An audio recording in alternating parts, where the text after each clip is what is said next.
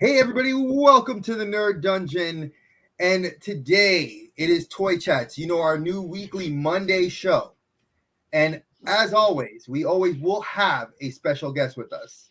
And today I went big for the new year with Big Dub, and I had to go equally big and make this an East Coast, a Northeastern show.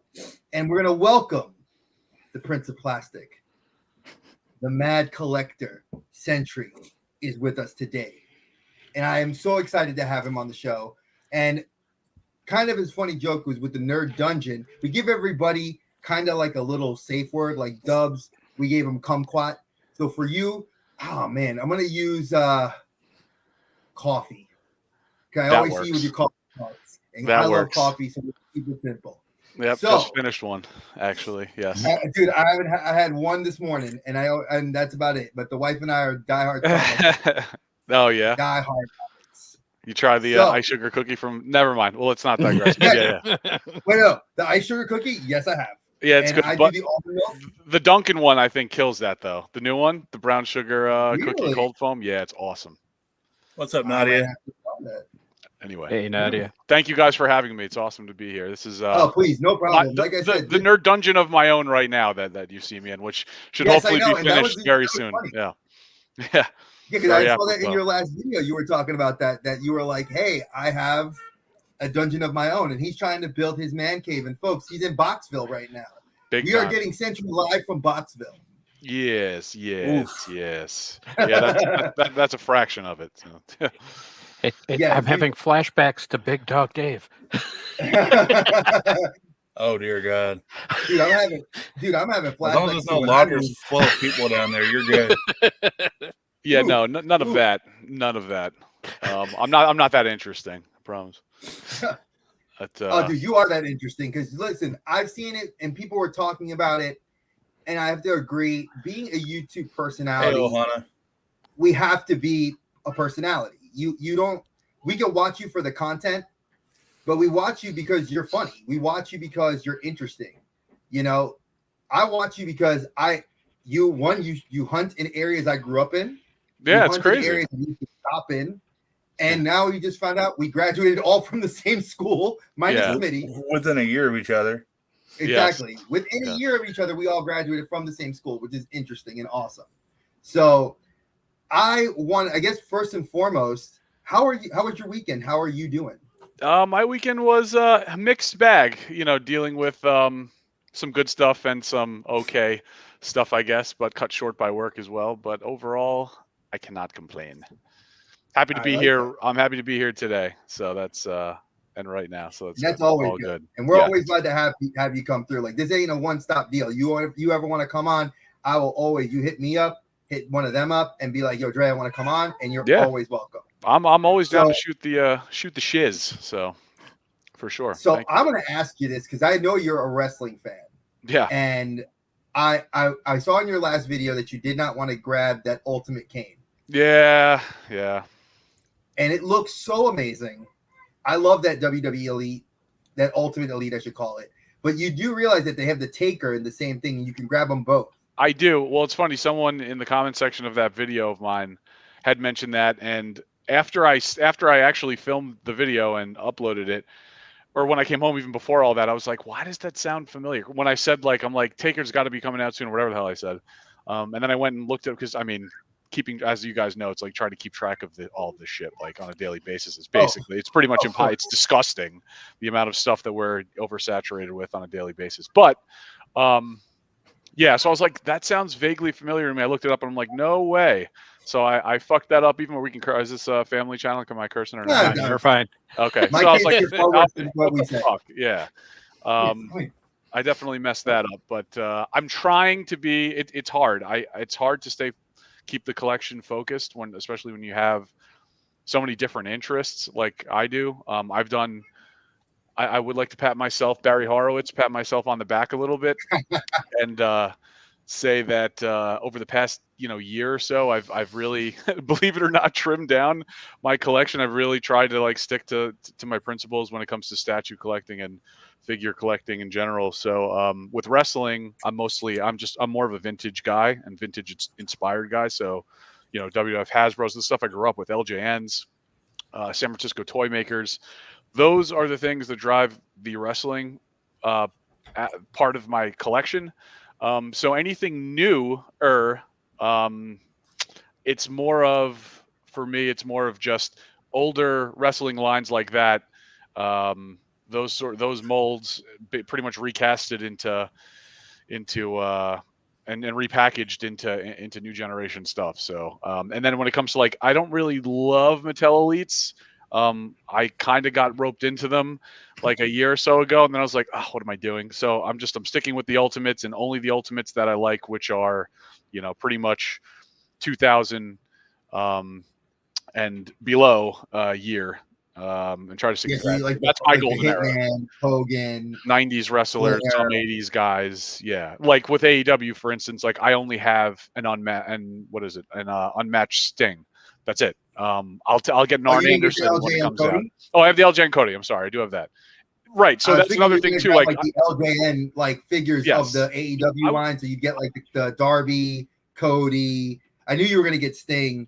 Yeah. I figured if they ever do release a Jake the Snake, that would be something that you would probably pick up as well. 110%. So exactly. So if we see some of that, Tully, any of that, and even newer guys that I do like, if they're made in older molds, like that's just kind of, I don't know, it's just kind of where I'm at.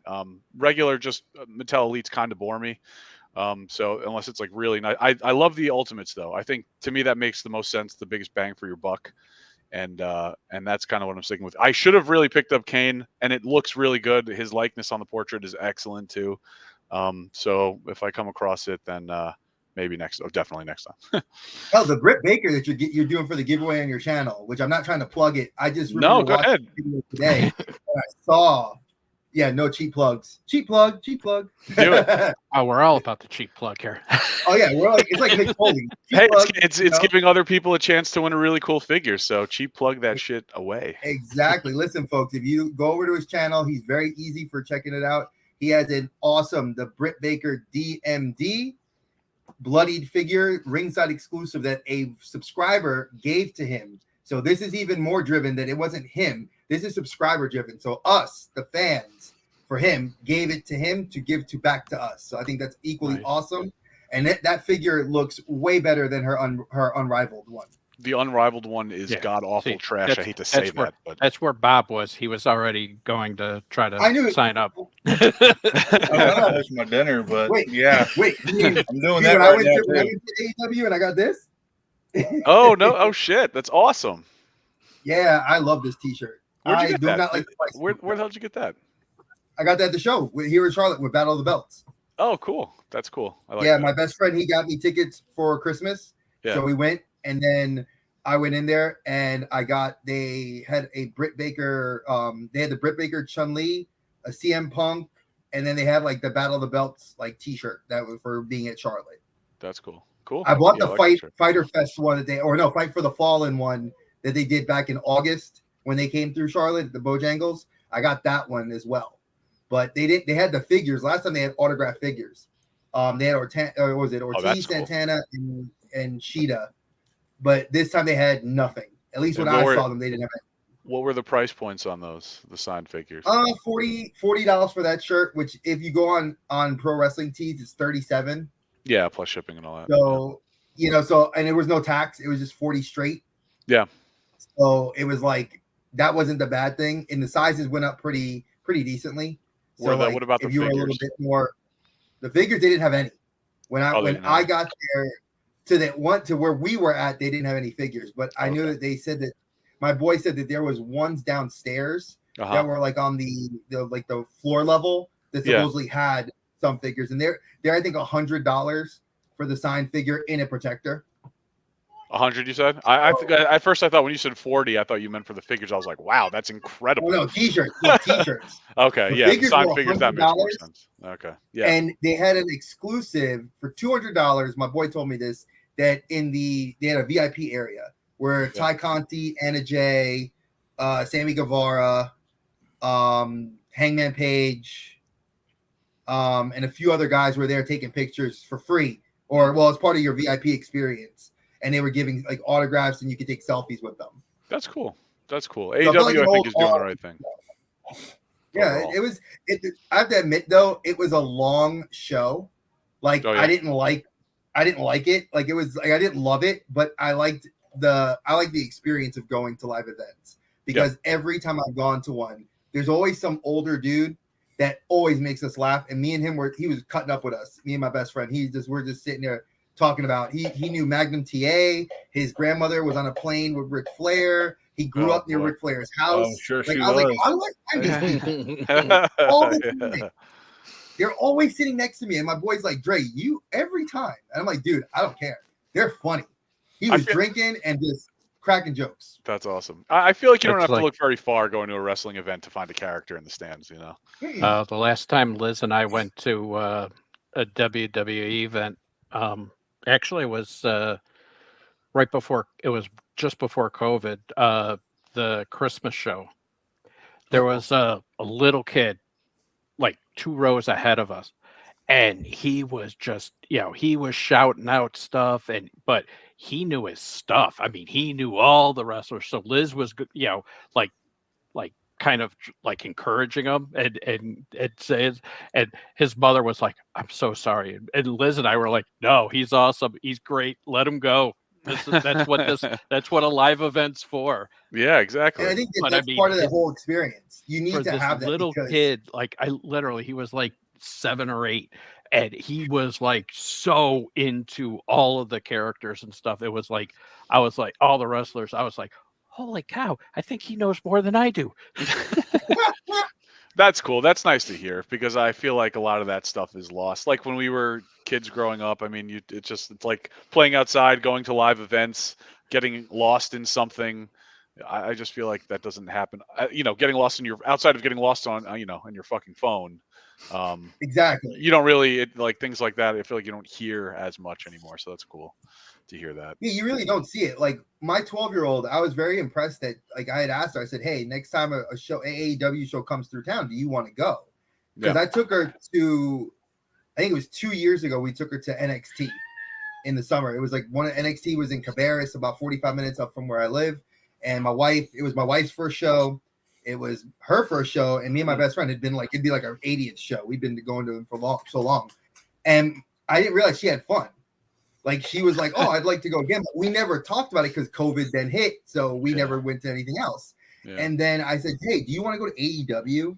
And she's like, yeah, I want to go see. She's like, I like seeing people beat people up. And I was like, okay. Because last 2 events I've been to have been pretty brutal. Like FTR. I was there when Cash got caught up in the rope. Oh, you were there for that? Oh, no shit. Yeah. And my view was right at the turnbuckle. So I saw him get hooked up and hang there. Like you see him like literally hanging there by his arm. And then you just see the blood just pouring from his arm. Like we were there, like and I was just like, this is horrific. Why am I watching this? Like I'm literally just I could not stop watching it. I was like, oh God. I mean, I've been. Oh God, sorry. Go ahead.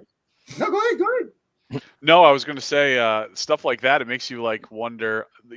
There's one thing that I wish I could have done in my childhood that I didn't, which was go to a live ECW event. Speaking of blood and guts and gore and stuff, I so badly wish I was able to go to one of those. I was probably maybe a year or 2 away from being ready to deal with that as a kid, but man, that would have been. So you talk about this, like getting your hand caught up in the rope and the blood and all that stuff. The stuff that went on those shows on a weekly basis was just brutal. Blood and guts. The stuff that we would have.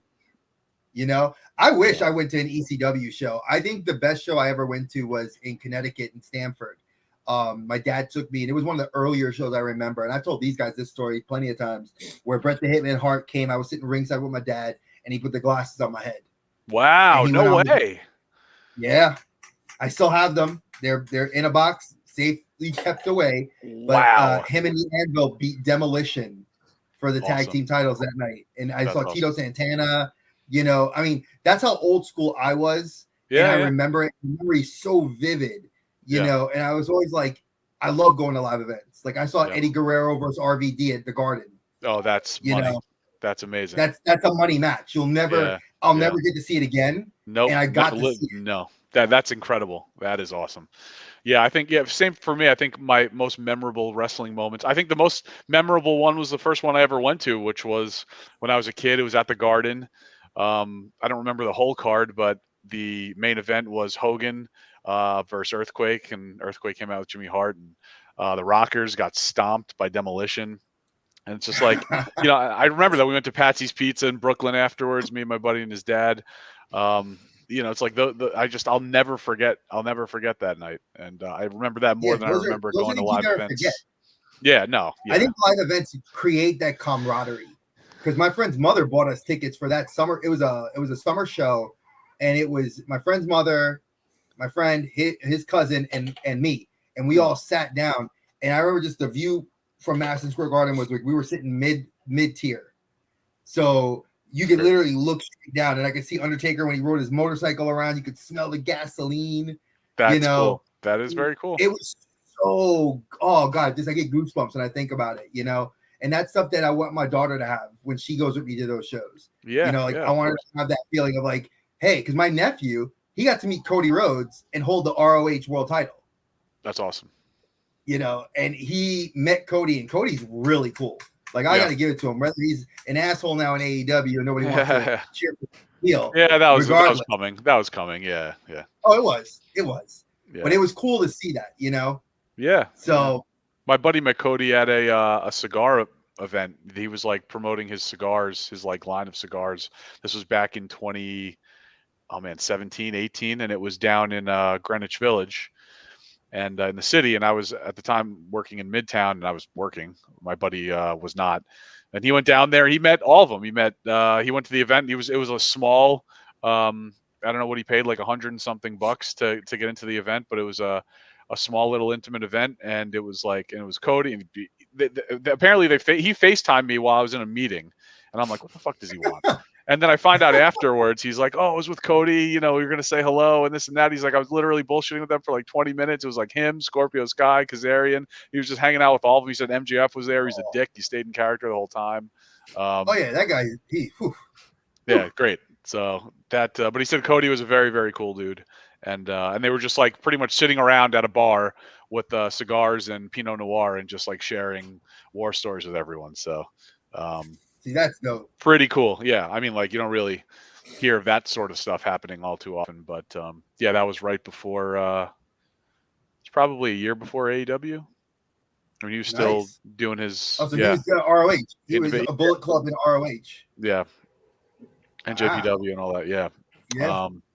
Yeah, it was right before AEW. So, cool. I've never met him, but everything I heard, he sounds like a cool guy. So I have a question for you. Do you watch New Japan?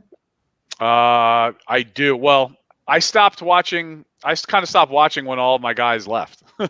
And pretty much. So once like Golden Elite broke up and all that, I don't really watch as much now, really at all. And I haven't watched WWE seriously in probably since the last time Dolph got screwed. Which was like his like love triangle with like Summer Rae and all that bullshit. Where it's like he was like literally the best guy on the card, night in and night out. I mean, everything that he was yelling and screaming about in his promos, which was true, and the guy they wouldn't let him buy a bucket. So I had enough. I think at that point, like the Seth Rollins first heel run before he got hurt, I thought was good, and then I don't think they've ever had a top guy do anything, in my opinion, in WWE. Oh, trust me. In this channel, trust me. On this channel, we have. So I can't watch that. I can't watch that stuff. Oh, don't worry. We have another friend on this channel that JC, and shout out to JC because we love you. But I'm gonna roast you right now because he loves his Roman Reigns. Oh and boy. We do not love Roman. Nobody else. We actually decided we were gonna buy a T-shirt, burn it in front of him, like because we were like we hate Roman that much. But you know what? He's over. Yeah. I mean, finally, but I mean, like, look what it took. I just and I'm not even trying to say that like I dislike him. I don't dislike Roman Reigns. They just didn't do right by him. He's a very good wrestler, but like he's just not necessarily. I mean, if he's going to be the guy, then like, I mean, then do what's do what works for him. I mean, being this babyface heel where he's not like exciting on the microphone. So I mean, it's just like his personality, but it doesn't mean that his personality is bad. It's just not what they were, I feel like, trying to make him do. I think that feud that he had with Cena a few years ago, Cena like brought out the best in him right before Cena left. That was, I think, that was good run when he was like, "Oh, it took you 3 years to learn how to do a promo." Yeah, exactly. And it's true, thing. but it's true, and it's true. So I think and I think he's a very good wrestler, but you're trying to make a mansion out of a fucking cabin, and it just doesn't work. So I don't know. That's Vince. Yeah, but again, like I said, I think he is a very good wrestler. I loved him in the Shield. I thought he was very good in the Shield. I really loved him in the Shield. I think everyone loved him in the Shield, but they never repackaged him. Like, they never changed the fucking music, the Shield music. Nope. Get rid of it. Now, it wasn't a year ago. Yeah, it wasn't until a year ago when he got wearing the dopey bulletproof vest, the whole thing. Like, dude, change it. It's like it's gonna get stale. I mean, that's anybody, right? Like, that's no matter how good you are. I think like what like why would you not? I don't know. So that's like, yeah. Don't get me started with that. I mean, same thing with Keith Lee. He comes out in the cheerleader skirt, shaved. I'm like, well, what? That's his debut. I just like, he's a killer, that dude. So like, I just don't get it. When he knocked Adam Cole, baby, into the crowd in NXT, that was my favorite. And I showed my wife that. I was like, babe, you have to see this big man take this little kid and throw him into the crowd. And she's like, what? And he literally throw him. He just bounced right off him. He bounced, he literally repelled off him, yeah. And the thing is, if you watch it on Twitter, because they had their little animated GIF, it looked fake. But then I showed her the replay, and she's like, damn. I was like, yeah, that dude got flung. Like, not like, I think it was, goodbye. He's a bad dude. Go sit in the front row. He's a bad dude. So I have a question. Do you collect the Super 7 figures of the NJPW guys? I don't.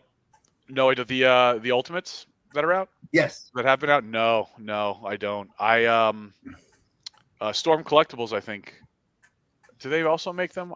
I think Storm might have something too. These are all Super 7. This is Tetsuya Naito. Yeah, those are new. I want to say Storm Collectibles might have done something like back in 2018. I love the packaging on those. Wow. Dude, this is the one thing I love about these. Like, yeah, I mean, Super 7, you're gonna pay, but like, it's worth it. Honestly, for the price of what? This is $44. Oh, was it? No, 44 really? Or 55. 44. So for literally the price of an Ultimate, of a WWE Ultimate, you get these. Yeah, cloth goods, just the Ultimate, and everything. It's funny. That's 44 because I know they jacked up the Ultimate prices on at least the Ultimates that I buy. So I figured that would be across the board. Like TMNT, Thundercats, those lines are now I think all 55 instead of 45. Yeah, they're 55, 54. I was so sad because I want that Lion-O. Oh, man. I know I put the Bengali on pre-order because I grew up liking Thundercats, so I loved Bengali, Panthro. Yep. The LJNs were amazing. Yeah. Oh god, it's so good. Yeah, I mean that's a lot of what has me hooked now. I mean we were just talking about that, before we jumped on stream, but it's just collecting to me is community and it's nostalgia. So it's this wouldn't be nearly as fun if I couldn't. That's why I started this channel. It's like my channel is because I get to share it with people, and it's not fun really doing this by myself. I mean, sitting in my room or in my car, which is what I was doing for my channel, and just talking to myself, like it's okay, but I'd rather not just talk to myself and talk to other people about it and share it and share ideas. And so between that and the nostalgia for me, it's a form of escapism, right? So everything I have in my collection is all, if it isn't actual vintage, it's all inspired by vintage. So yeah, that's a lot of what we're seeing. So toy makers know that they've got us the demographic 30 to whatever 55 by the balls with all the 80s and 90s stuff. Oh god, yeah, they really do. Like Bob is like big into Back to the Future. Nice. And I love he's got the 2 Hot Toys coming for him. Oh, you sweet. can see his friend, the Hobgoblin, looking at you. I've been staring at that. Yeah, I've been staring at that like just about the whole time. Yeah, that was the gift from Smitty. That was our Christmas exchange. You got that for Christmas. Oh, that's what a gift! I got a toddler for Christmas. I was found awesome. that in a comic shop that was going out of business, and I was like, "How much for the Hobgoblin?" And he was like, "I'm not sure it's for sale." I'm like, "Ah, come on! I thought everything was for sale." All right, and he gave me a price, and when I looked it up, I was like, "Ooh, the value in that! I got a steal for that." And then I've had it for a while, but when we were doing this gift exchange last year, Bob outbid me on a Hobgoblin custom Funko Oh yeah. that we go back He's and gonna forth show on. it. He loves to flex it, just Oh, to that's just awesome. to just to mess with me. And he has every That's right cool. to. You have For to what when it he looks paid like that. for Yeah. it, for what he paid for it, he has every right to flex that. That's pretty nice, man. But it.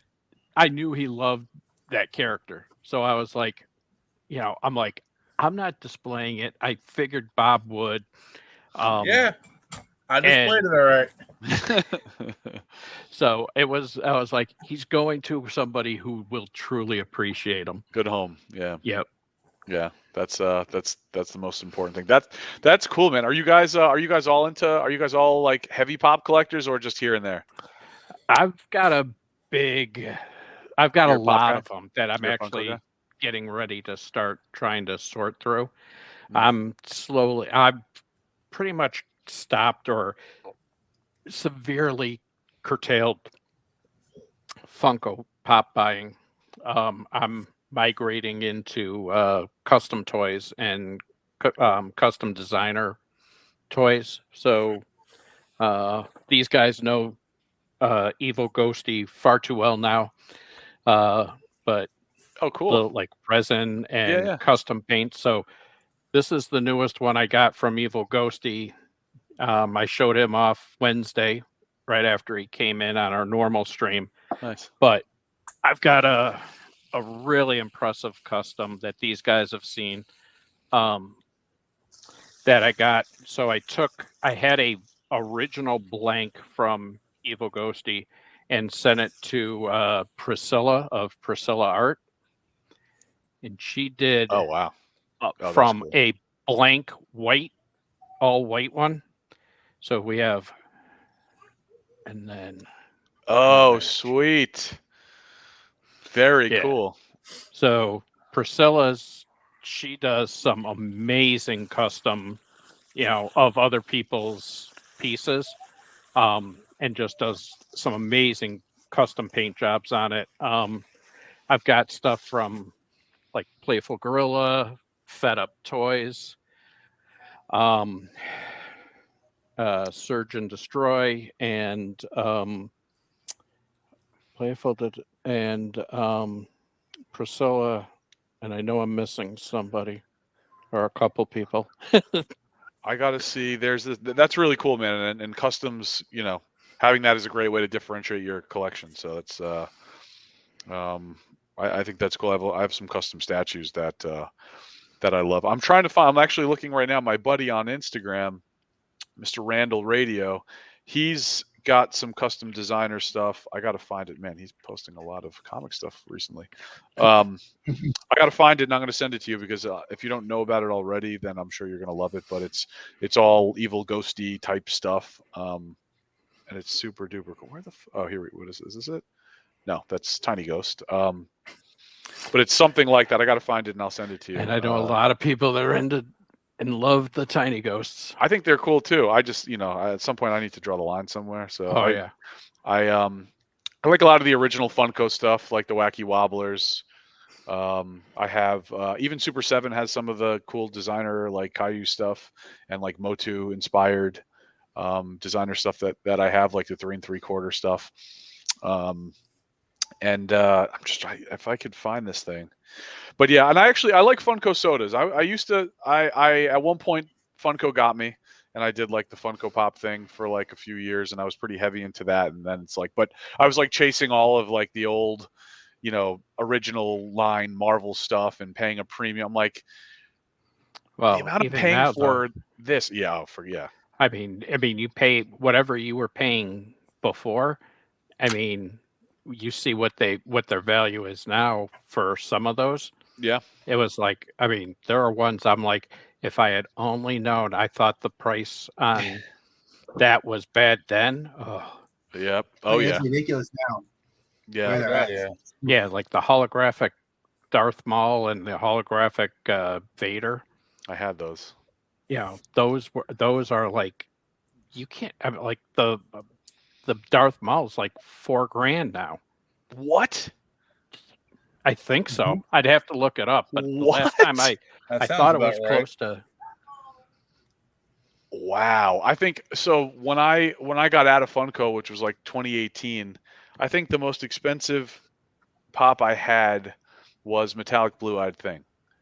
And I paid like I had store credit at Undiscovered Realm in White Plains. I think I paid like, and they're pretty big at conventions. They're usually like the biggest stand at whatever convention they go to. They're mostly a Funko shop. I think I paid like $1,200-1,300 at the time. I'm like, and I had that in collection, enjoyed it, loved it. But like that, I had like, Ghost Rider Harrison's, I think it was, Glow in the Dark. I had the metallic Ghost Rider, all that stuff. And I'm thinking like all of this, it's like, I might as well, and I had statues at the time too. I'm like, the amount I'm paying for this, why don't I just like create the space and, get deeper into statues. So that's what I did. But like, and even some of the stuff I used to hunt in stores that, you find at retail, and I look at the price now, I'm just like, how is that thing $175? They were mass produced, like really mass producing them a few years ago. And even those things now, some of them are way more than I would have thought. Yeah, I mean, you've got some crazy commons that just because the line has blown up. Yeah. I mean, God, you're getting a couple hundred for a common. That's in some insane. cases. That's insane. Not everything. I mean, there are a ton that are still, hey, this one's worth $3. Yeah. You paid 13 for it. Yeah, but that's wild. I haven't really been keeping up with Funko prices like that in a bit, but it sounds like it's gotten more out of control than it was when I got out. Definitely. I mean, I've got the 2012 Metallics Amazing Spider-Man. Oh, you have that? Is that the SDCC one? Yep. Yeah. And that one, when I got it, was $700. It's 14 now. Wow. Yeah, I think it was. When did you get that? I got it like 2.5 years ago. Yeah, that makes sense. Because I think when I was looking at it, it was probably like 350, 400, and I was like, maybe I'll jump in the Funko casino and roll the dice, see what I can do. I won Red Skull that way. I actually got really lucky in some raffles. But that's how I won him. I won him for $35. I was like, yes! Dude, that's when he was 700. I was prized possession right there. Yeah. That's awesome. But I think we can all agree that Funko was the gateway for all of us collectors. Oh, yeah. I know for me, it was when I first started this channel back in 2016. I'm with and Bob. It's not this channel in 2016. I think it was the gateway for a lot of people, and I think it rekindled like all of this for a lot of people. But I never really stopped collecting. I either just like wound up playing computer games more, and then collected less, or I got into like different aspects of collecting more. But like for me, the common denominator was always figures. Like I always collected action figures, even if I was like heavy Funko or like all in on like custom doing. I had a custom Lego table. I did a lot of like mock castle Lego stuff a few years ago, and cool. Yeah, and even though I don't collect Lego anymore, I'll always consider myself a Lego guy. I love Lego. I just don't think it fits with what I'm doing now. And but like, so I've always had figures and even statues to an extent. Like I had old Bowen design stuff like back 10, 12 years ago, and then eventually made my way to Sideshow once I stopped doing Funko. So Funko was just like, I think it just it ignited just going back to collecting a little more for me back in like 2015. Even though I was still doing it, I was just doing it more casually. And I put Diablo 3 down, and I was like, I'm just gonna like focus more on like Funko and my collection. And yeah, so I think it just like got my attention a little more back into collecting, but it definitely, for me at least, it didn't like bring me out of the dungeon, so to speak, to I think back into collecting. But Funko it for has for a lot of people. A lot of people, though, it did. Yeah, I think for me, Funko got me out. It got me into a better mind place because I was going through some bad stuff, like rough stuff in that point in my life back in 2015, 2016, and I got back into teaching, and I got into collecting a little bit harder, and then I noticed that I segued away back to like figures and back into comics, and I stood in comics for a while. And then I was like, nah, I don't need comics. I'll step away from comics right now. And then I got back into wrestling. And then when I started really taking to YouTube with these guys, it was like I was doing Kotobukiya Bishojo. I was doing DC Essential Statues. I was going hard. And then my little one came along, and the wife was like, hey, we got to get rid of some stuff. And I was like, yep. I was like, I chilled out. And I got rid of, I think I have officially 3 statues left, which is the Koto Black Canary, the Bombshell, and then the Joelle Jones Black Canary. And then I have I know Joelle Jones, actually. Yes. Oh, you do? Yeah. What? She was my buddy's ex-wife's best friend, so I met her through their wedding. I met her at their wedding weekend, and a few other times after that before that ended. But yeah, she's very cool. God, I love her work. Yeah, she's her Black Canary incredibly talented. Is one of my favorites. Yeah. Yes, and I love that statue. And then I think it was after I got out of Funko, and it's funny. My wife always makes fun of me. She's like, you got out of Funko, but you brought the kids and me into Funko because like my wife loves Stitch, so she is Stitch. My other daughter, she collects like random characters out of Funko, and now she's into My Hero Academia. So, yay! Good luck with that one, Trey. No, I made the decision after when Smitty was telling me prices. I was like, no, thanks. Yeah. I think between like chasing older, grails or whatever you want to call them, more sought after pieces. And like for me, I'm so OCD and crazy when it comes to like condition, and Funko was the only time where I was like a super inbox guy. Like didn't take anything out of the box. So like me going after a Funko Pop, like I'm looking at the box more than I barely looked at the pop. I'm like, the corner's okay. Does this thing present well? And blah blah blah. I'm like, I'm stressed. I'm stressing myself out with this. So between that and how much space it takes up, I mean, I'm sure Smitty, you get that. Like the amount of space that those little boxes take up after a while, it's no joke. So I'm supposedly I have a guest bedroom. It's not a guest bedroom. It's the storage room where everything is boxed by, line. Yeah, it's got to go somewhere. Right?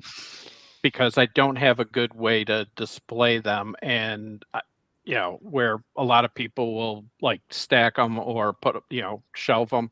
I don't trust like my one main wall that you could do a huge display on has the stairs going to the apartments up above me on it, and Eddie, you get these kids that are racing down it. I'm like, screw that. Yeah, I'm like, I'm gonna have them coming off the wall and stuff. I'm like, no, I don't trust it. So yeah, I mean, a good part of that, I mean, I've got over 2,000 Funkos. What? And dude, wow. And most of them are boxed in the other room. Holy, yeah. Of course, yeah. I mean, I've got a good part of my Batman collection out, and these guys know that was probably the Chinese exclusives were the last things I went hard on. Yep. Yep, he went ham. But I had a guy that could get me connection, had guys over there that he could get them for me. So I was getting them below what most of the online shops here were selling them for. Oh, okay. Even paying the Chinese markup and paying the shipping over from China. Wow. I was still getting them. You know what though? You love to see this though. I love to see like a hardcore Funko guy like this, like because you don't. I feel like you don't see it that often, or at least I don't know many of them. But and I think like I don't know. I feel like when you do Funko like that, it's cool. He's bad for me because then that means I'm going to buy more fucking Funko sodas if I start talking to him. And I can't afford it.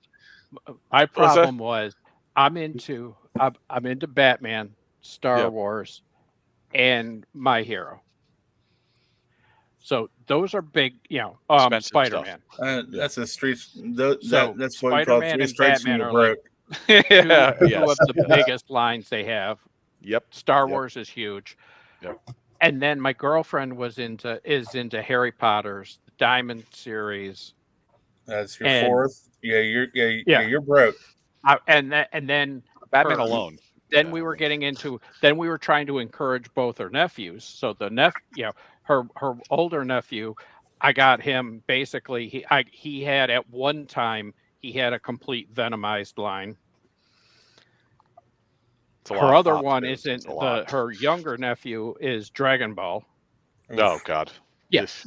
I had like 5. I had 5 or 6 of the worst lines to get into, and I'm trying to cover that for 4 people. I was like, oh my God. I think no I had wonder 50 I'm freaking pops. broke. Yeah, I had 50 pops, and I'm like, yeah, this is enough. And then when I started displaying them with figures, and then that's when it ended Bowen mini busts, and I was like, it was a very mixed display that I had, and I just wound up gravitating back more towards figures. But I've Dragon Ball, Batman. I remember when Blue Chrome came out, and have him. I missed him by like half a second online, and I think I wound up paying I wound up finding him for a good, well, whatever you want to consider a good deal. I paid like $120 for it, but then I did win Emerald City in a raffle, and then I don't know if is the New York Comic-Con one. Did that one ever go up in price? That one was low for a while. Like those that the one, the orange one. And it's been a while since I looked. The last time I looked, it was like $700 or $800. The New York one? The orange one.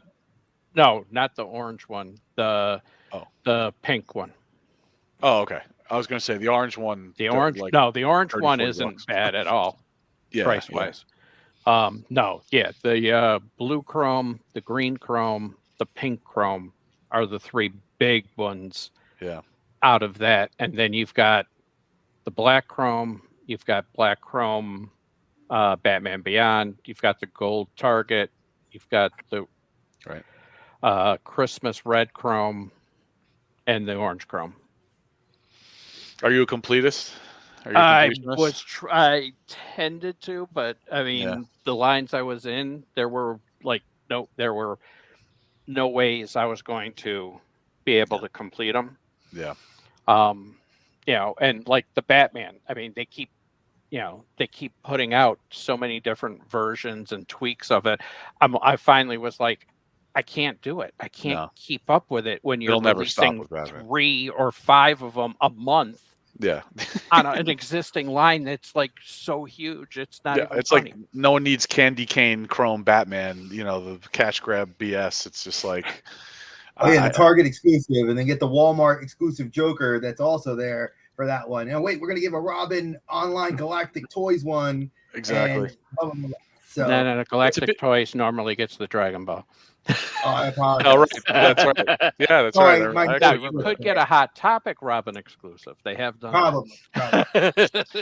It's the world we live in now, post Toy Store era, with all the dopey store exclusive stuff, which really just grinds my gears. Well, I can't got stand me into it. Honestly, that's what got me into it. Freaking Toys R Us going out of business. I went into one, saw them, and picked up. At the time, probably half of the Teen Titans line in one shot at one store. Then I went to a couple others, picked up a couple of the other ones. Teen Titans was the first. Yeah, Hellboy was the first series I completed. Cool, that's cool. Teen Titans took me a while because I had to find. It took me a long time. It took me about a year and a half to get the White Raven. It's good stuff. stuff. Sentry, I want to show you something. Yeah, because you were just talking about this. And apparently Ringside sent me an email because, you know, I shop there very often. I wish they'd sponsor our videos for the amount of money I spent there. My wife would hate them. But for you. Oh, there it is. Wow. What is that? What is that? Ringside Is that SummerSlam Badass, American Badass. That's an American Badass taker. Yeah. Yep. I want an OG. I want Undertaker before Undertaker 2.0, before 3.0, before Bad. That is cool though. I would definitely get that too. But I want like the mean Mark, young Undertaker face Undertaker. I would love to get one of those in Ultimate. Well, they had that. It was part of they did that with the first waves. It was a Target exclusive. He had 2 variants. You got him with the purple. The Decade of Domination. The Decade of Domination line. And I missed out on all those. And I'm kicking myself because my Walmarts did not carry it near me. And I tried to like get them on Ringside. And then I said, you know what, screw it. I'm not going to get it. You know, I'm not that much of a completionist because I only pick up the wrestlers I like anyway. Yeah. And AEW, I pick pretty much all of them up. And these guys know I've gone ham because I have, 5 rings? No, 5 rings. I have I have a Raw ring, NXT ring, AEW ring, and then I got the 2 War Games. The one like the two to make a War. Oh, game. Sweet. Oh, cool. Nice. Yeah, I have to eventually put those together. And my wife looks at me and she's like, "Why the hell you have that?" I'm like, "I know, I'm stupid." I had the Decade of Domination. I found him in at a Norwalk Walmart like randomly one night after work. I wound up driving. I don't know what made me. I don't know what I was doing, but it was like in the middle of the week. I don't know why the fuck I drove to Norwalk. Like I was in Manhattan, and I drove home, and I don't know why I went there, but I did, and randomly found him. Like, and he was like next to like the fucking Pampers aisle. I like buzzed by it, walking to the main aisle. On the way back, I like happened to do a double take. I'm like, why? The whole promo stand was just like on a pallet in the middle of the hallway, and I'm just like, what the hell is this? And there he was. I actually have that on video, but and that was a great figure, but I let go of that because I'm just like, I'm sticking to Ultimates. I gotta wait till the Ultimates come out. So I did. That is nice. That head sculpt is nice on that figure. I'm also not a big like soft goods guy. I don't like too much of it because then it looks too much like a doll to me. I like sculpts more than. Now, see, it's funny you say that because I'm going to segue out of wrestling into your Mythic Legions collection. Because Legions do have tons of goods, and you complimented soft goods. And at no point, I wish I was a Mythic Legions guy because I'm a huge Dungeons and Dragons medieval fantasy sci-fi fan. Yeah, that's my favorite genre. Yeah. And I love that. Like Diablo 3, I did it before the auction house online, and then I did it during the auction house, and I had a Demon Hunter that was disgustingly powerful, and then then they nerfed everything, and I stopped playing it. So I know where you're coming from about playing on PC, and then I migrated to PS4. So when I saw your Mythic Legions collection, I'm like, oh my god, I'd love to get into Mythics, and then I was just like, nope, because Josh Pence, I saw him, and I saw what he was going through, and I was just like, damn, those things are expensive. Yeah, they are. They are. I mean, if you so awesome. They are. I mean, even if you can get them when they drop them and they give you like the time window to purchase them for off-store Horsemen, I think like a plain regular figures like $35, plus shipping and tax, which is a good amount of money, but for what you get is really nice. Secondary market, if you're buying them after the fact, you're fucked. So it always makes sense. Like buy 2 of everything that you get if you can, and let it pay for itself. You can definitely make your money back and then some on some of those figures. I mean, I've gone to shows around here in Charlotte, and it's funny because a lot of local comic shops around me don't carry them because they're like, it doesn't make sense for us to carry them because even if we could, the aftermarket, nobody would want to buy it. Who's going to come to a comic shop and spend $800 on a on a troll? When it's not widely. It's kind of a niche, still of a niche market that you have there. It's not like it's not drag, it's not anime, it's not Marvel.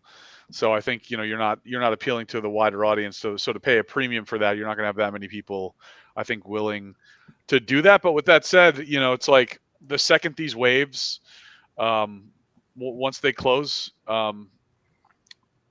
they like quintuple 3 or 4 months later on the secondary like like clockwork. It's insane.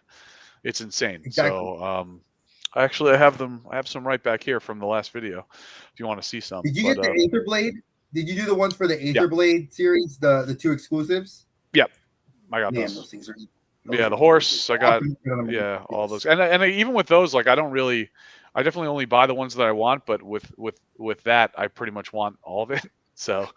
Oh yeah, because they're awesome.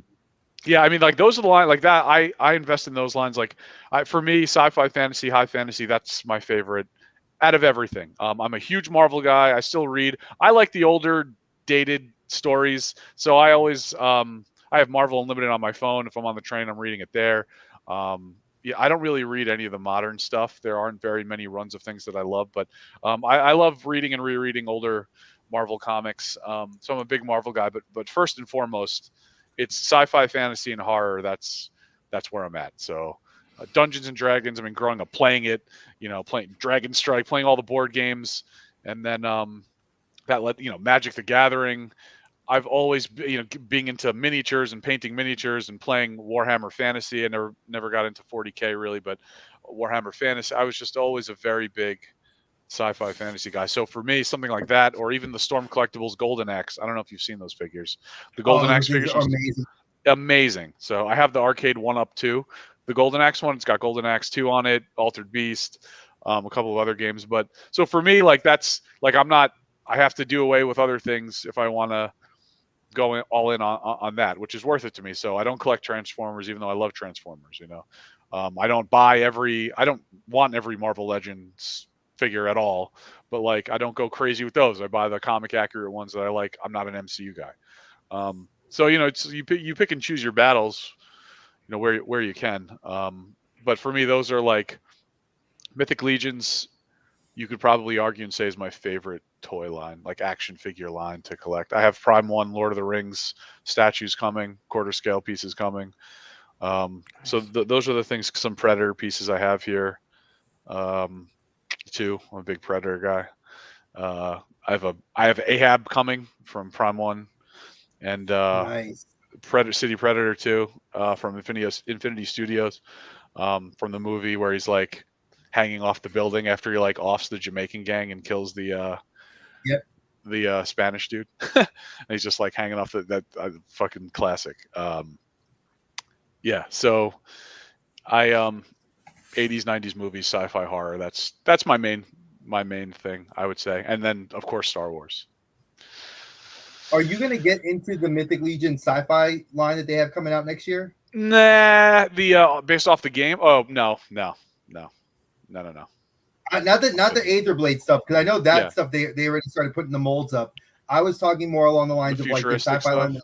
The future stuff. It looks cool. I'm definitely getting a few of them.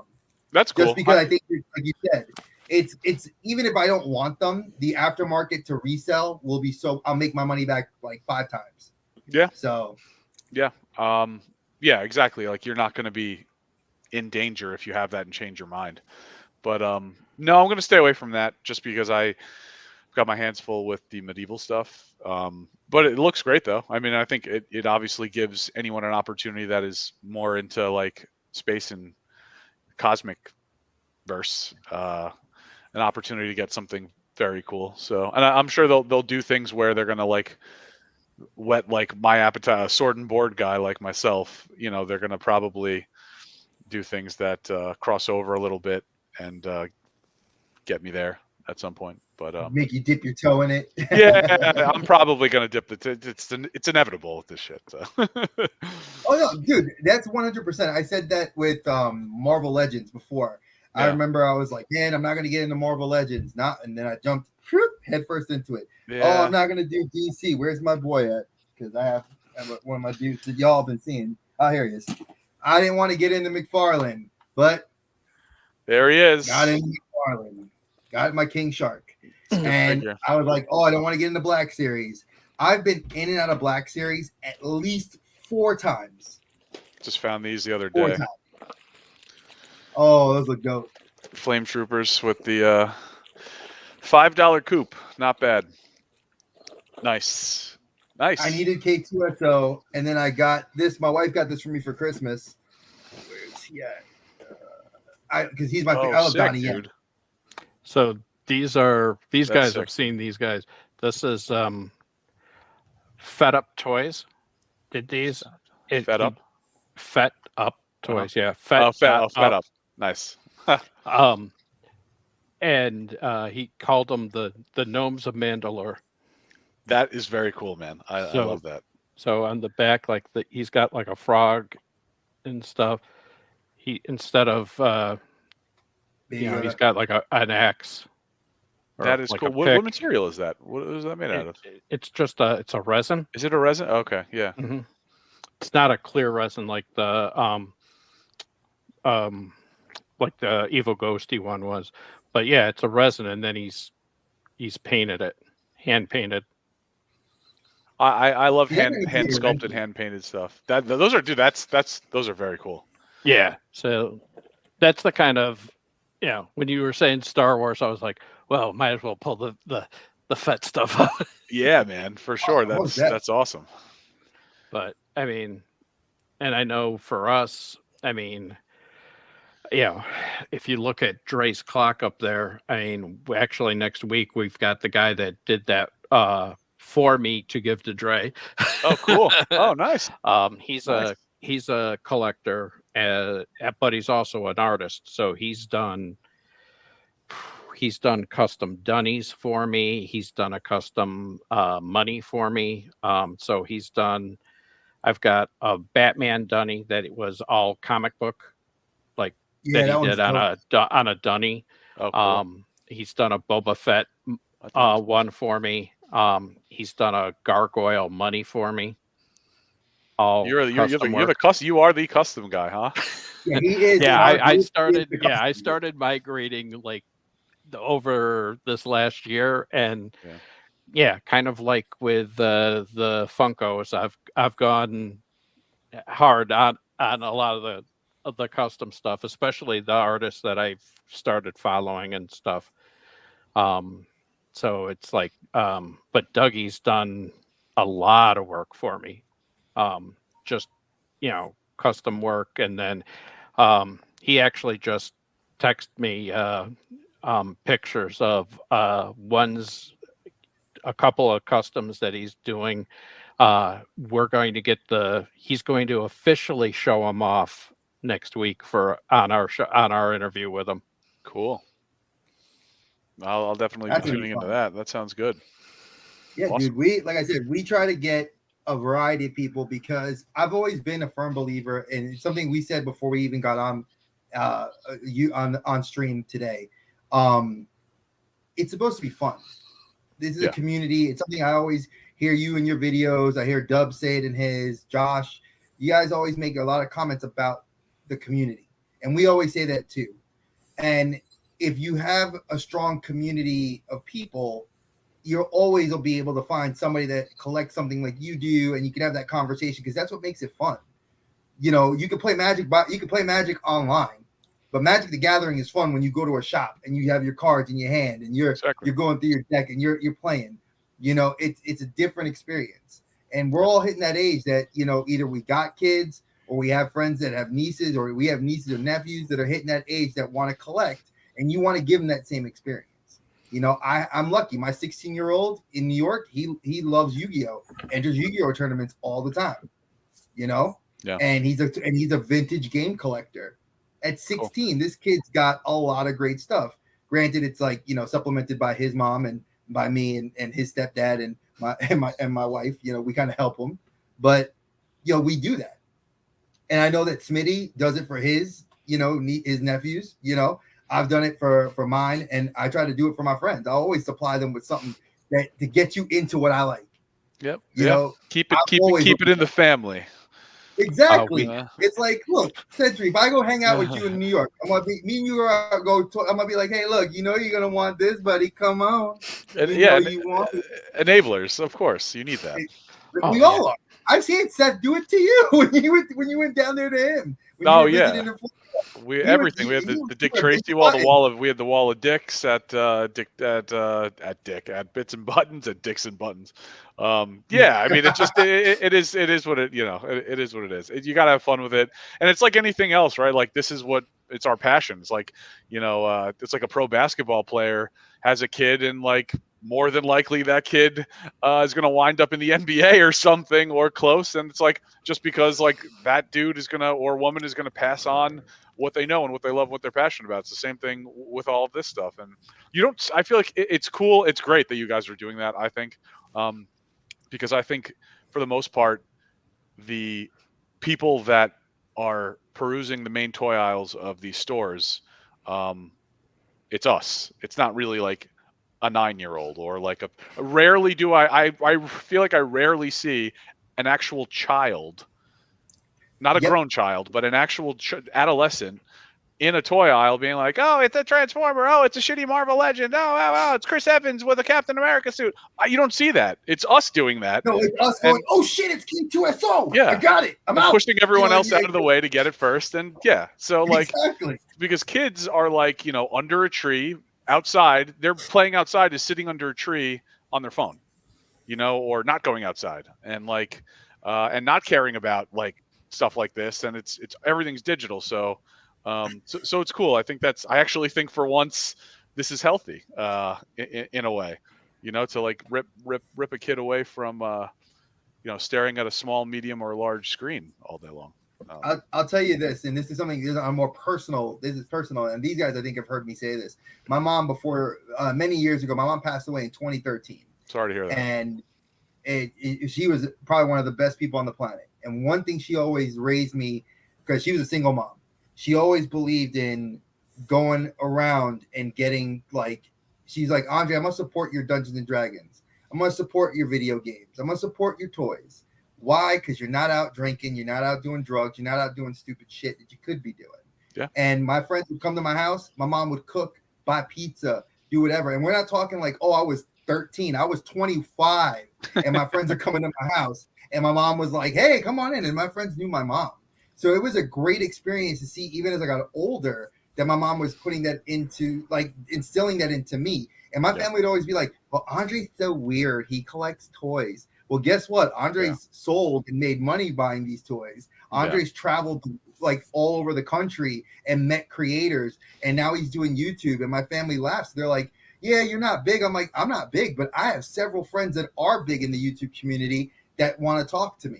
And when I can parlay my passion into what you and channel it with you, then that's exactly what we're doing. Like you said, this is more like you're glad you're here. I'm glad you're here because I watch all your videos. So for me, when I watch your videos and I got you here and I can actually bullshit with you and even to come closer to find out that you and I went to the same school. I know. What? You and me and Bob went to the same school? That's crazy. What? Man, if we went at the same time, why the hell were we not playing D&D and Magic together is what I'm wondering. I don't know. I was racing home to play D2 or EverQuest once I was done with class because I didn't live on campus. EverQuest. We're not going to talk about that because I wasn't on campus much unless, a girl I was dating, that was the only reason I was in the dorms and around the shit or if I went to you were on frat North party. I'm not a frat party guy. I go to enjoy going to them, but didn't need to be a part of them. But so I wasn't New Rock? Oh yeah, of course. New Rock City? Of course. You know that whole mall thing? Yeah, there's a really good ramen spot right outside of that now. That it's like this Jamaican inspired ramen spot. Me and my fiance went actually around this time last year for the first time, and it was fucking phenomenal. Nice. But yeah, because we used to overpay to go bowling there and all that. So the movies, see, that's how you see, folks. This is why I do this because it's when I knew that my boy here was actually from New York, shopping, had the accent because I live down here. My wife is a North Carolina born, so she's got the little twang in her voice. Oh yeah, cool. And nice. My mother-in-law calls me. She's like, "Oh, you're a Northerner, Andre. You're the Northerner." So it's kind of cool to get to with my boys that are also. And I get the New York. My wife says, "Your New York showing, Andre. Put it away." No, she said it. You put that out. You put that out on display right next to your statues. Yeah. That means you take your shirt off and make it even worse. Yeah, exactly. It's what are you talking about? Yeah, I exactly. want my coffee. I want my coffee. Let's I just go. want a sausage and cheese and a roll. That's all I want. Get a chopped cheese. That's it. Call it a day. That's it. But Yeah, yeah, man. this is why we do it. I think this is exactly why we get into collecting, why we do the YouTube. I'm sad that you feel like you do it alone, but man, I feel I the used same to way. before my channel. You know? See, dude, listen, I don't even do toy hunts. Like I did a couple of them on my personal channel. I did a few of them, but then it got like weird for me because I'm like, I'm gregarious. I'm very extrovert. So to me, it's like people start seeing me in the store, like recording on my camera. They look at me like I'm weird, but I didn't give a shit. But then it got weird because I'm like, I'm talking to the camera, but I want a response. Like that's why I like doing this, where I could talk to you. I talk to my friends and we make friendships and we bond. And then it's like we peel all the bullshit away of the phone and we have to use this as a means to make our friendships, which is great. Yeah. But that's what we do. Yeah. It's another aspect of this community and a way to share. So it's all all of it is great. I love all of it, whether it's pre-recorded, live. It all comes together one way or another, you know. So it's like my pre-recorded stuff got me here to the live stuff, you know. So that's cool. And this is great. Folks, You guys are funny great. is, This is a great chat. Oh no, thank you. I'm gonna say one thing though to this gentleman, Sentri, my man. It was funny. I was nervous. Me, as extrovert as I am, was nervous emailing you because I had that Marvel Legend Captain America zombie that you were looking for in all your videos. Yeah, and I finally found one. I bought it, and I was like, should I message him? Because he still hasn't found it yet. Let me message him. And then it's like when we started doing this, I was like, he seems like a cool dude. He is pretty cool. I like him. I'm gonna message him. And then when you were like, yeah, let's do it, I'm like, holy shit. Like, it's just, it's so mind-blowing how quick friendships can be made in this and how easy it's meant to be. Yeah, man. I mean, that's why I'm doing this, you know, to connect with guys, like-minded folks like yourself. And like that to me is the point. You know, there's no, like, I'm not looking to put out a video and then not talk to anybody or not respond to anyone on Instagram, or it's like, that's just not, like, I'm nothing anyway. Like, I don't care. I just, like, I'm doing this to have fun. And it's definitely like, it's great because you never know what to expect when you put yourself out there, how anyone's going to respond. You can't really care about that. I definitely do not. But although one person said, I think out of all the things that anyone said to me on YouTube thus far, I think the only time my feelings got hurt was when someone said I looked like Paul Scardino, the fucking world record pop holder, dude. I'm just like, it was, I think I was like, yeah, I don't know who you are, but I'm going to find you. I will find you. Yeah. Some smart ass, but anyway, it's like, you know, it's like the whole point of this is to meet, you know, people and to interact with them and to share the hobby. So I think it's awesome. And this is like, I made 3 new friends, and that's really cool. And that's why I'm doing it. So yeah, dude, anytime you want to come on, like I said, you are more than welcome to come on these. I feel like I try to make these toy chats more than just talking toys. I like to introduce it as toys because I feel like as a community, people know us as toy collectors to an extent. But then I like to move away from that and be like, let's actually get to know the meat and potatoes of who we are. Yeah. You know, and if people are comfortable with it, talk about it. Yeah. And I like what you said there because it's true. I don't, you know, I toy hunt, but I wouldn't define myself as a toy hunter, whatever the hell you want to call it. You know, it's like and that's cool, whatever, you're going to get labels are everywhere, and so are classifications, and that's mostly what you're seeing on my channel now anyway, because I don't, you know, as you can see, it'll happen. But it's like, yeah, early March, I'm finalizing some quotes. Nice. But yeah, it's like I wouldn't say, like, I'm a collector. You know, it's like there are other things I do other than toy hunt and action figure things, but that's what most people know for the most part. But like, I wouldn't. It's not just, and I think a lot of I won't speak for anyone else, but like, I think a lot of people feel that way, where they're, at least maybe they're known for toy hunting, and then it's like when it comes to toy hunters, it's X, Y, and Z or whatever. But I mean, it's like there are other things to talk about. There are other things of interest. It's not just about that, at least for me. So it's cool that you said that and think that way, because I think it's true. You know. Listen, at 43 years old, dude, I hit this point in my life where when I first started this channel, and not this one, but when I first started my original YouTube channel, my personal channel, I'd come to this like impasse, and these guys know it. I was going through some major bad shit in my life. I was depressed. I hated wanting to do it. It felt like it was a chore to do YouTube. Yeah. And then I came back into it, and it was because of our friend JC and these two guys that are as close to me as brothers. I feel they are, and they came through and they helped me out and they got me out of the funk, and I kind of got back into it, and I love this, and when I do stuff like on my personal channel, when I do stuff when I talk with one of them, like Smitty and I have done some great shit on my channel that's just like mind blowing, like how we differ in opinion, but it's so cool, and that's Bob what makes it interesting. Exactly. And Bob is this wealth of knowledge when it comes to Disney that like he blows my mind when I talk to him. I'm like, oh shit, I didn't even know that. So it's like it's so cool to have this collective circle and introduce more people into it. Yep. I'd rather have a tight group of people that are like, yo, I like you, I want to hang out with you. Like if you're gonna be at Toylanta with us, it'll actually give you a chance to actually get to talk to me. I know my wife and my kids will be there, so you get to for you to meet my family. That's a big deal because when I introduce friends to my family, that's a big deal, And like I said, I'm not gonna record the entire time, much like Big Dub said. I'm gonna enjoy the experience of being with you guys. But if I record a little bit, I record a little bit. It is what it is. But at the end of the day, friendship. That's what I look for. Yeah, exactly. And if anything, toys, because we always got something in the hobby of collecting, I should say, that we all love. Yeah, for sure, man. Well said. I agree. I try not to be so verbose, but I am. Thank you. I mean, but it's it's true. All of that is true.